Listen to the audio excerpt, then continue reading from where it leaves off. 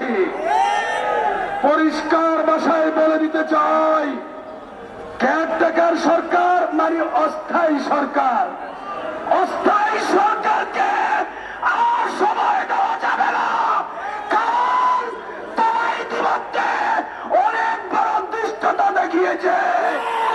একের পর এক অন্যায় আইন করতে চলেছে, ন্যায় নীতিমালা যেই করতে চলেছে তার প্রতিবাদ হেফাজত করেছে। এখন জাতিসংঘের সমন্বয় কমিটি